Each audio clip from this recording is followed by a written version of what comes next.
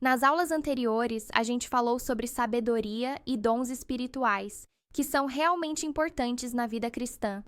Mas tem algo que completa tudo isso e que é essencial para quem quer ser cheio do Espírito de verdade: o caráter. No livro de Atos, Lucas nos apresenta um exemplo marcante de alguém que era plenamente cheio do Espírito Santo, Estevão. E o que chama a atenção é que ele não manifestava só sabedoria ou dons, mas também um caráter aprovado.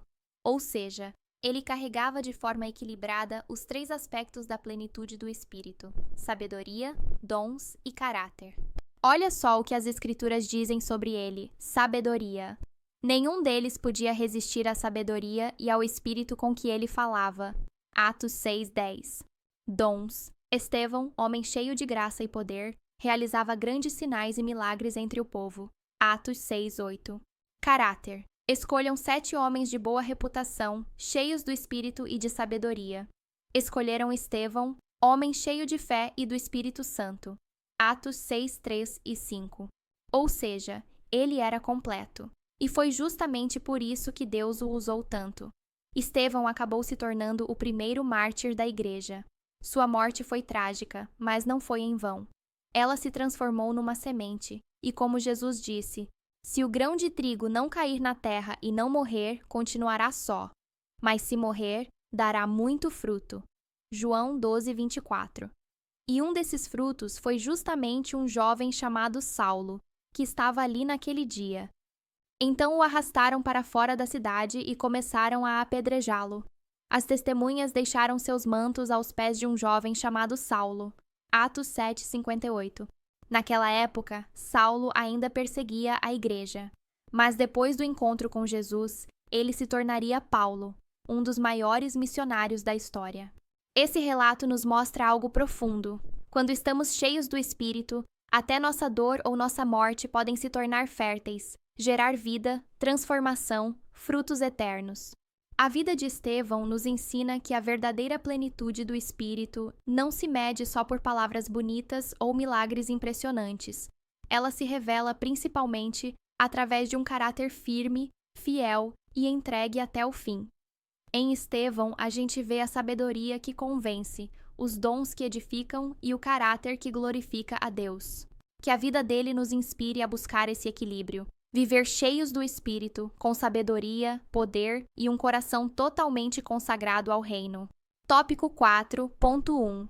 Maturidade espiritual. A vida de Estevão é um retrato vivo do que significa ser um homem verdadeiramente espiritual. Ele caminhava em sintonia com o Espírito de Deus, com sabedoria, poder e um caráter firme, mesmo quando enfrentou oposição, perseguição e até a morte.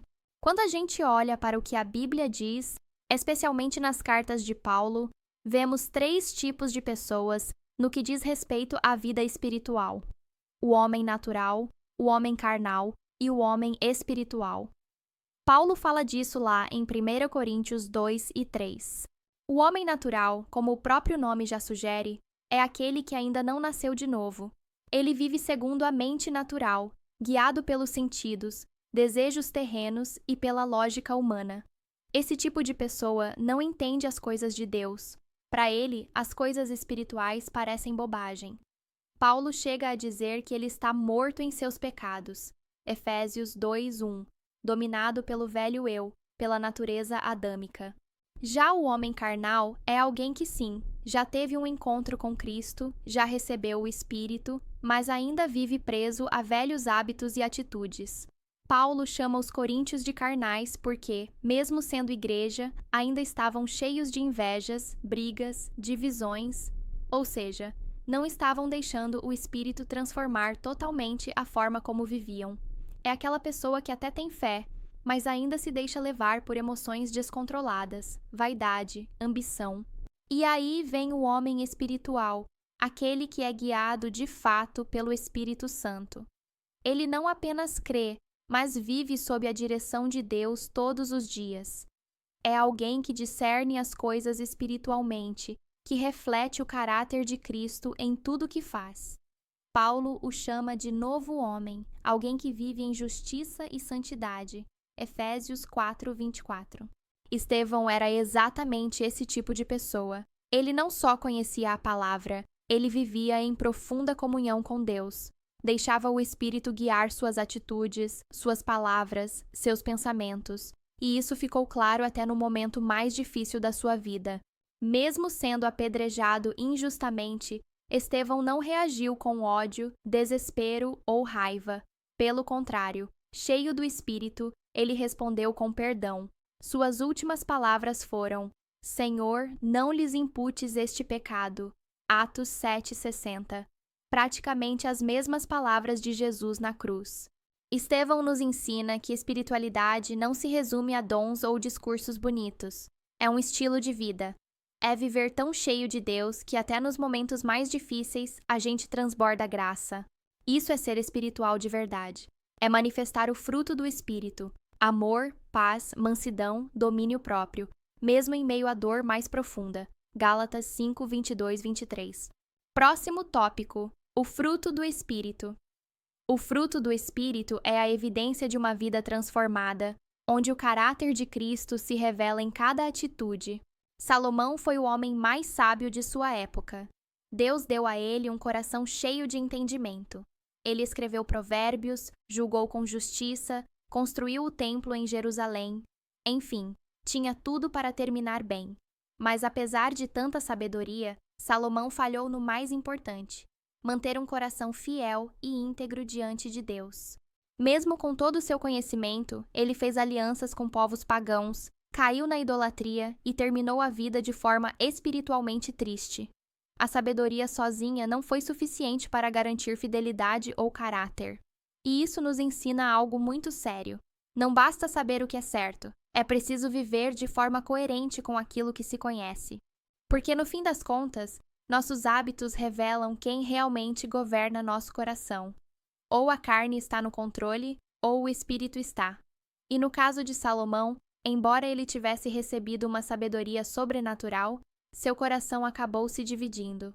Ele sabia a verdade, mas não viveu de forma alinhada com ela.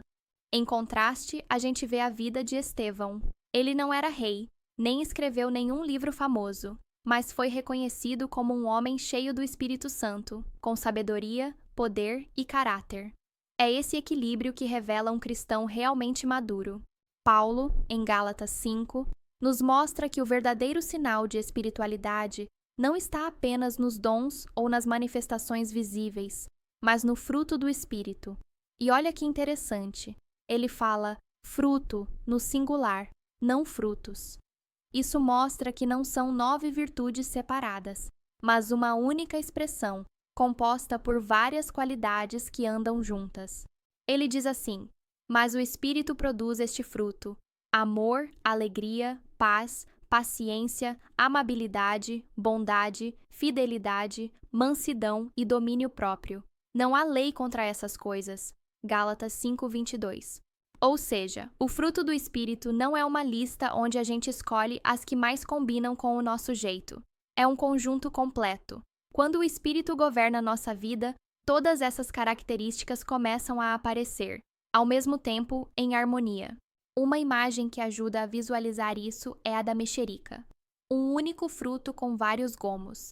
Assim também é o fruto do Espírito. Um só, com diferentes expressões. Nas aulas anteriores, a gente viu o candelabro, menorá, do tabernáculo. Ele tinha uma haste central e 3 de cada lado, totalizando 7.